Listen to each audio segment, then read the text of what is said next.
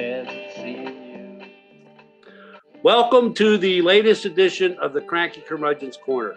My name is Paul Thomas, and today we're going to be discussing historical parallels. With us today are Monica Colbert, James Hern, Thaddeus Paulhamus. Welcome, panel. I'm of the opinion that when we ignore the study of history, the events that occur in one era are likely to reoccur at some other point in the future. Tonight, we're going to examine some of those occurrences and subsequent reoccurrences in the hope that we can identify ways to avoid some of the particularly bad points in history from repeating. We're going to start by looking at the rise of authoritarian dictatorships.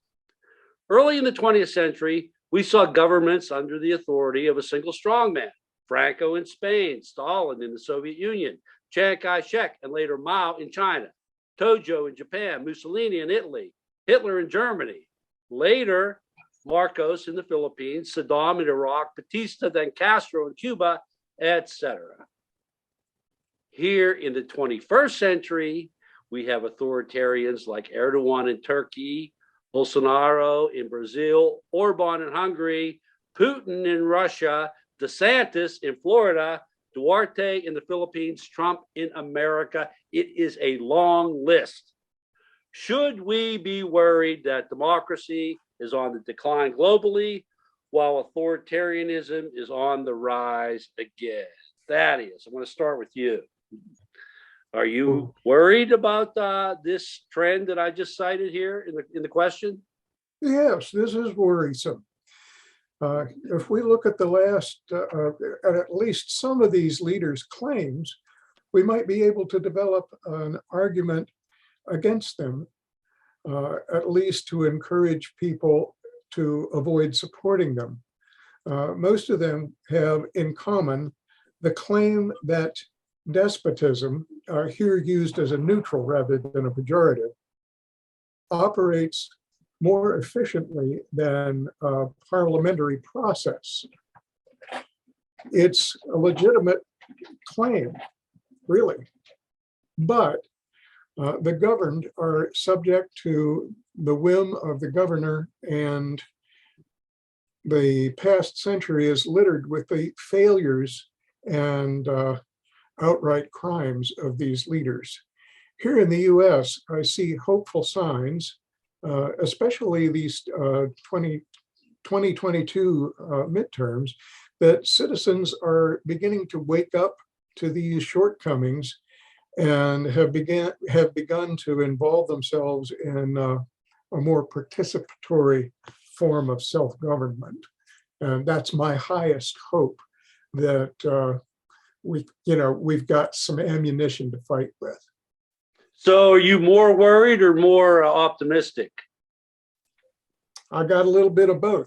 Okay. I wouldn't have anything to be optimistic about if I weren't worried. Right. Okay. Jim, Thaddeus says that while it is more efficient, and it's hard to argue, there's also the chance that criminal activity can be part of the governance of these authoritarians. What's your take? Well, we're speaking from a historical perspective. My particular viewpoint is that all history, all of it, is written by the victors for the benefit of the victors. I think one man can only influence the will of the people as long as he has enough money to back him up. Some of your examples, Chiang Kai-shek ran out of money. It all went to Mao.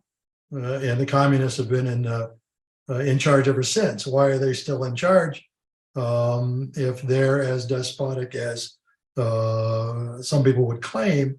And that's probably because the Chinese people have more money individually than they've ever had by themselves. We're talking about Bolsonaro and Trump, at least it would appear, and Putin. They don't have as much money. They never did have any money. That money that is coming to those people particularly Putin these days, and I'm sure I'll mention something more about that, is coming from oligarchs. So in the bottom line for me is that the historical perspective needs to follow the money. You want to know what's happening. You want to know where the money's coming from, if that's possible. So I guess I would put it in a different light and suggest that most of the current despots, certainly almost all of them in the past, have been there as the more or less puppets of the people who control the pocketbooks. I guess that's my take on it. Monica, Jim says that it's the money. I think money fuels power, of course. Absolutely. To speak to the question at hand, I'm going to take a more of course, I'm worried, and I think we should be as thinking people, but I'm going to take a more optimistic approach and look at current events and bring the history current for a minute and look around the world. You asked about, the global threat to democracy. And I think we can look right now to China and we can see democracy in action in terms of the protesters that are protesting in Beijing and Shanghai and cities around China against COVID restrictions. And they are making headways there, right? They are protesting against quarantine restrictions, against quarantine camps that are imprisoning people, that are treating people ill, and they are making headways. They are asking for, I'm probably gonna butcher his name, but Xi Jinping head on a platter, so to speak. They are wanting to oust him out of government. So, and they are making inroads with their requests in their protests. We can look to Iran and the protests that started this summer and into the fall about women's rights and activists who have lost their lives. Masha Amini, who was just 21, and just 2 or 3 days ago, there was another protester that was hanged publicly in the streets. And that did not quell or push the people into a corner. If anything, it galvanized them. It brought them out in masses, even more so. So I think even in our country, after George Floyd in the summer of 2020, we saw people just take to the streets. We saw a reinvigoration of social movements, Black Lives Matter, Me Too, anti-Asian hate, anti-Semitism, LGBTQ plus. We saw a lot of people taking to the streets. We can look at Ukraine right now, a tiny, small, but mighty country where the citizens, not just the military, but the citizens have taken up arms and have taken to the streets and are fighting Putin. They are fighting Putin. So I think there are places all over the world that we can look to see that democracy is in action, in full force, that the people are out on the streets and they are fighting authoritarianism. They are fighting these autocrats that think they can rule with an iron fist. And yet the people are saying no. And I think these are places we can look to for hope in that democracy will prevail. Okay, well, that's very optimistic. I want to temper that just a little bit by saying that this next session of Congress is going to be run by the likes of Marjorie Taylor Greene, Matt Gaetz, Jim Jordan, et cetera. So don't want to rain on your parade. I mean, optimism is good. And you cited some really excellent examples of why we should feel good, but throw a little realism in there as well. The closest thing I have seen to Hitler in ambition and behavior is Russian President Putin. Given how Hitler annexed Sudetenland, Austria, Czechoslovakia, and later invading Poland to start World War II, and what we've seen from Putin in Georgia, Chechnya, Crimea, Syria, and most recently, the invasion of Greater Ukraine, should we be concerned about the threat he poses to start World War III? Or do you see different circumstances in comparing Hitler of the 1930s to Putin of the 2020s? Jim, Hitler didn't have nuclear war or nuclear bomb at his disposal. Putin has, he's got quite an arsenal. Is that the only difference, or is there other differences that you see from a historical perspective? I think if we're going to compare Putin to Hitler from a historical perspective, let's just go there. Putin gambles. He gambles with his eyes closed, and Hitler did not, at least not at first. Now, before I get any farther than that, I am not a fan of Adolf Hitler, nor am I a fan of Putin, nor am I a fan of any evil despot. But if we're talking about a comparison to these two and what that means, I think, to what's going on at the moment, the comparison is very weak on a great number of sources. Putin doesn't seem to have a clue regarding how things are actually run these days. He simply believes in his supposed superior position. Hitler got as much as he could before anyone actually understood the guy. Crossing into Poland was the straw that broke the camel's back, but he had a superior position and an overwhelming military might that had been ignored out of an overabundance of ego and complacency by what I would refer to as the former victors. We read about Neville Chamberlain and Joe Kennedy. Joe Kennedy, in my view, was the Trump of his day, except he had the common decency to remain as quiet as he possibly could. We read about Mussolini. We read about Hitler's timing of things. And he was perfect until his psychosis really came to the fore, and until everybody realized how nuts this guy was. And it was fortunate, I think, for most of the world that we figured this guy out fairly quickly. On the other side of the coin, let's go back to Putin. He's a victim of his own press. He dismisses most of the 21st century and the developments of arms and technology in favor of simply wanting what he wants.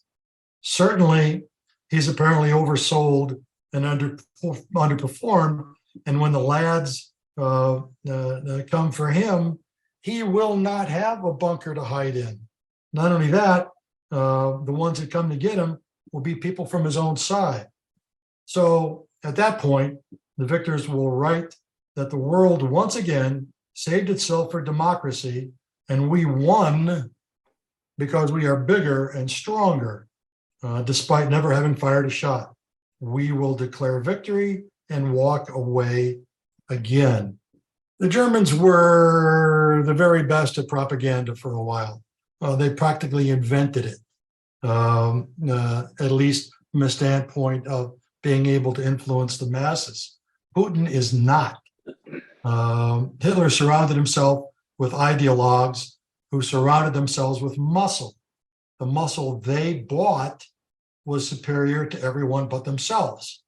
In the end, owing to the Pyrrhic victory in Russia and the subsequent length of an impossible schedule created by the total loony, Germany was defeated. Stalin won the Second World War by beginning the slaughter of his own people. Now that sounds more like Putin to me. And I think maybe let's just leave it at that, other than to suggest that oligarchs are not stupid. Hitler's oligarch were the Krupps, the manufacturers of war machinery. The oligarchs behind Putin are largely unknown, but we see their yachts on the internet every now and then. To come up with a conclusion to Putin's war as a conclusion to Hitler's war, the conclusion to Putin's war, I think, is already in the works. And the bottom line is that my favorite topic, the oligarchs, will have learned a great deal about modern warfare.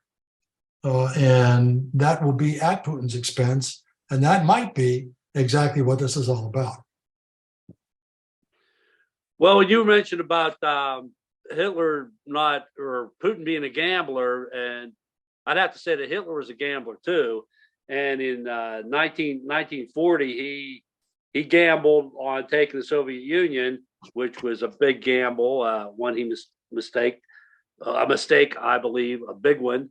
And another gamble that he messed up on was after Pearl Harbor, Hitler declared war on America before America declared war on Germany.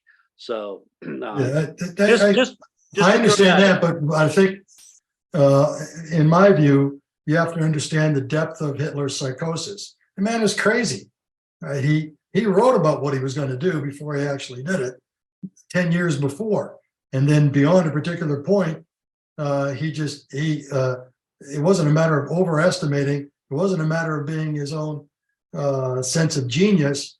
He just saw opportunity and because of his overwhelming military might, figured like Nero or Caligula that he was invincible. I don't think Putin is like that. I can't address his psychosis because I think he's a puppet. So the question being the difference between Hitler and Putin, I agree. We could talk all day about mistakes made in the Second World War. A lot of them were made by us. A lot of them were made by France. A lot of the original mistakes were made by England. So everybody made mistakes during that war. Here, it seems to be, or at least what we hear, is that almost all of the mistakes are Putin's. Monica, Hitler and Putin, valid comparison, or are we just off base by comparing these two individuals? Yeah, well, and correct me if I'm wrong, but the question involved the possibility of World War III. That ultimately, that was the question. In nuclear war, yeah. My anxiety rose a few weeks back when it was reported by the media that Russian missiles had infiltrated Poland, right? They had gone over. Now, it's since been discovered or understood that it was unclear if they were Ukrainian missiles or Russian missiles or what have you. But for a minute, I was really, really worried. And I was really worried because I'm like, okay, that's a bold move or a bold accident by Putin that he's going into a NATO country and he's striking a NATO country. In my heart, I thought, this is it. This is the beginning. Of course we should be worried. Of course we should be concerned. He has been expanding his territory. He has been reaching his power for years now in Georgia and Chechnya and the Ukraine. On the one hand, he's been tiptoeing in places in his backyard, and he hasn't been infiltrating countries governed by NATO.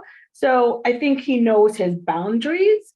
I also think big picture, I don't know if a World War III could ever happen because we have nuclear warfare and we would just annihilate one another. I don't even know if that's even possible.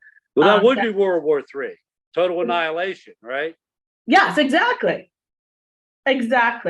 So I don't even know if that's a possibility. I mean, in Putin, we have to remember he's one man. He is one man. And I would think the world, or most of the world, will come together in the powers that be, and we stand on the right side of power, or the more powerful side of power, that we could put him down. But it's something that we certainly can't turn a blind eye to. We certainly have to be concerned and be wary. And he doesn't, one thing, that Jim mentioned that, Hitler had the power of propaganda. I think with the internet, I think that, the Russian people have access to the outside world. And even if they are not living under a democracy in the same way that we are, and I know they're not, I've been to Russia. They are still there, communism, the ways and what the Cold War closed out to them, they still don't know the true meaning of autonomy and freedoms the way that we do. But they have insights into what democracy should look like. And I just don't think the Russian people would stand for it ultimately. And even now, we see them getting on planes and leaving and what have you, and in mass exodus, in support of what Putin is doing currently. Thaddeus, Monica says that Putin may know his limitations, his boundaries. Do you think he does? Well, in his moments of greatest clarity, I'm sure that he does, because he's a very smart man. However, it seems that when things appear to be going worst for him in his invasion of Ukraine, the thing that he keeps going back to is, well, I could drop this little nuclear bomb, somewhere, this strategic nuclear arm. And so he keeps dropping that, but he seems to be dropping that in moments where he seems most desperate. And But do you think he will ever act on that threat? That's a gamble, and the gamble is our gamble, not knowing exactly how crazy he is or how crazy his desperation at some point might push him to be. So it is a possibility. And that's, there's nuclear arms are the big difference between what Putin has and Hitler had not. And whether he chooses to use it is, I don't know. That's totally up in the air. That's the question. Okay. The period of time that represented the biggest threat to our republic occurred between 1861 and 1865. Within that period was the Battle of Antietam, fought on September 17, 1862, near Sharpsburg, Maryland. It remains the bloodiest day in American history, with nearly 23,000 casualties one day. It was this battle that represented the first time in the war that the Confederate Army of Northern Virginia's advance was stopped. It did not turn the tide in the Union's favor like the battles of Vicksburg and Gettysburg did the following year, and is viewed by many war historians as a stalemate.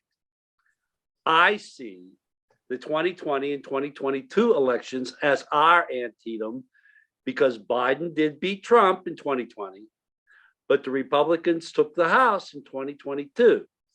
So the forces of the Confederacy are by no means defeated. Until the Republicans are solidly beaten in congressional, gubernatorial, and down-ballot races, this war to keep democratic institutions functioning in this experiment rages on.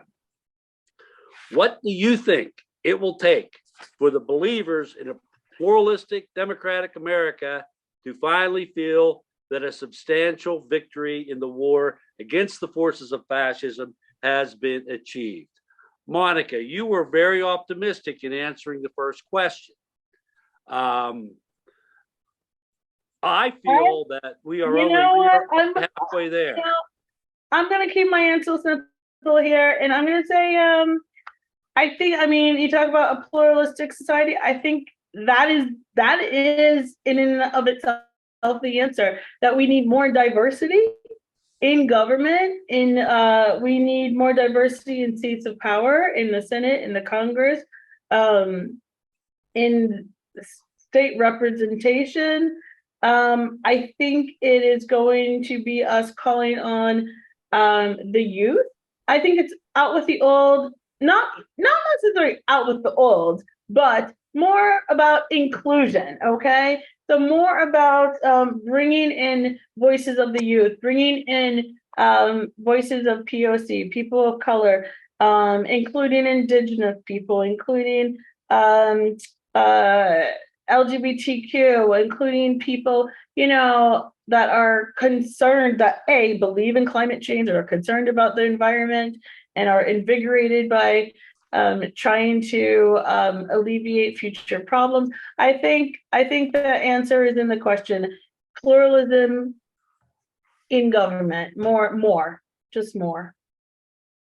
So you think that that's something that we have achieved or need to achieve in order to? We need to achieve, but I think that we are making inroads in that. And I think the midterm elections are showing that. I'm located in Pennsylvania. I think the elections here in Pennsylvania recently are showing that. We have our first elected Black female member to Congress. We are having a first Black Speaker of the House. I think more representation is showing up.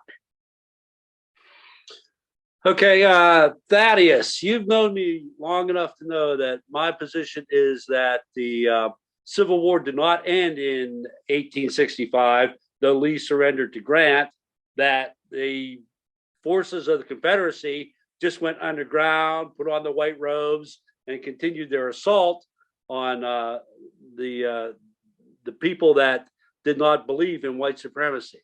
So you know that that's my view. Now, I'm asking you, what do you think it's going to take for me to finally believe, or for people like me to finally believe, that the Confederacy has been defeated? Well, just looking at the current ruckus, one thing that I think we're going to need to do is defeat the figurehead of the current battle. And, defeating this particular man, whose name I don't like to pronounce, is not going to be a matter of defeating him in an election or defeating his favored other candidates in an election, but it's going to be in redevelopment of the attitude of the people who are his acolytes right now. Because if the man is defeated, he still has 74 million people who think that he should not have lost. So we have to we have to be moving. We're not shooting guns, we're shooting for hearts here, to get the attitude that this whole thing, and I agree with you, the Civil War has never ended.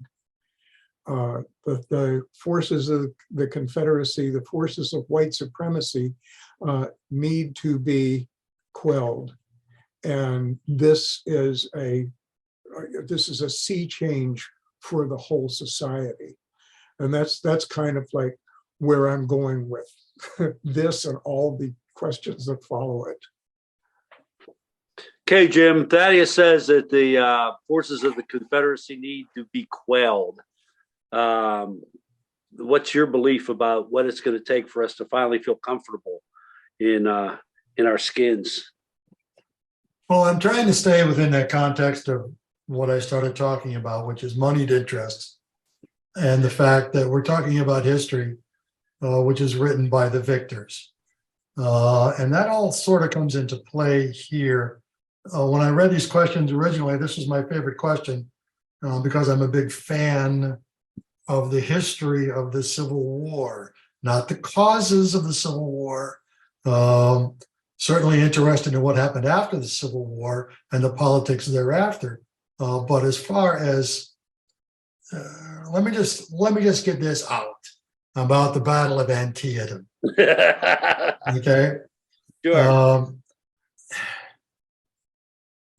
There's another ruler that we can read about today, who elected himself by cutting deals with the oligarchy, who was surrounded by incompetent generals, all of whom began by using outdated military tactics against a foe that they outnumbered 7-1. He declared martial law and suspended habeas corpus, despite that being strictly illegal. This leader took too long to recognize that not only were his generals unworthy of their titles, but his advisors were generally being used by the moneyed interests.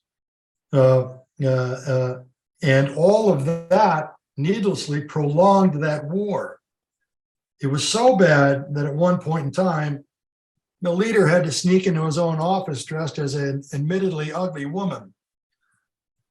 Had there not been a victory somewhere along the line, it is possible, not probable, but possible, that we would never have heard about the man again.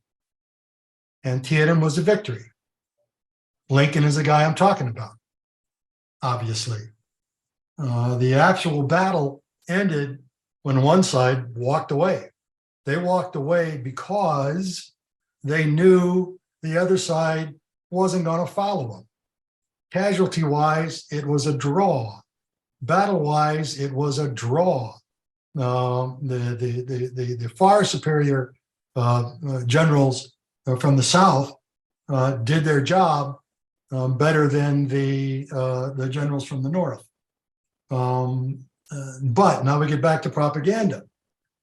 Lincoln was in the midst of his second election. If he didn't have a victory, and they didn't have any victories, they got their, pardon me, they got their self handed to them every time they went up against the South and their generals. But now we get back to propaganda, and the propaganda that he himself promoted was that he was bloodthirsty enough now to take on the South and destroy them. And because of his victory, he defeated the pacifists that were trying to be elected in his stead. It was indeed fortunate for all of us, however, that Lincoln was the man he was, and he realized, besides the fact that his political career was on the table here, everything that was wrong. He fired his generals. He put some of the crooks in jails, and he figured out a real way, the only way to end the conflict, and that was by hiring Grant. So what I'm pointing out is that we have to be careful when it comes to historical context and comparing today to someday in the past. And here's where I get back, I hope, on point. After Lincoln's death, the oligarchs, my oligarchs, took control over the entire country, not just the North, as they had probably planned all along, by pitting the winners against the losers with even more insidious propaganda, including electing the entire legislature. Today, we would call that misinformation. While the country was divided like nothing we have seen until recent times, the industrial age began, and the streets again were paved with gold, and none of the people in power at that point in time, none of the oligarchs, really cared about civil rights. They never did. And there was nothing in their history that would suggest that they thought the Emancipation Proclamation was there as a measure of civil rights. It was a matter of a tool to be used to end the war. As a result of that, as we all know, nothing in civil rights changed until the 60s. And yet the historians, the ones that I'm talking about, the ones that wrote on behalf of the victors, tend for the most part to forget all of that.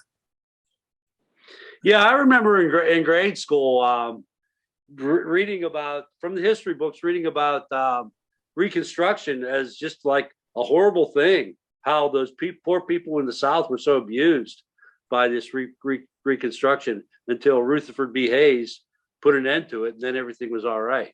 So you're right about that part. Interject and add to that, during Reconstruction, you had, right, the emancipation, it was a statement. It wasn't an actuality, because during Reconstruction, simultaneously, you had the Black Codes enacted, which essentially restricted and repealed any rights that freed slaves had. It restricted, rights to property and voting and everything. So, there's more of a mouth. One more thing, if we're talking about a comparison, remember the acting president of the United States after Lincoln was shot was impeached, or they tried to impeach him. That man, as we know now, fomented a massacre in the Deep South and admitted it. And he wasn't even impeached. Oh, he was impeached. He just wasn't convicted. Yeah. The Senate didn't convict him by one vote. Obviously, that's what I meant. He wasn't convicted. Yeah.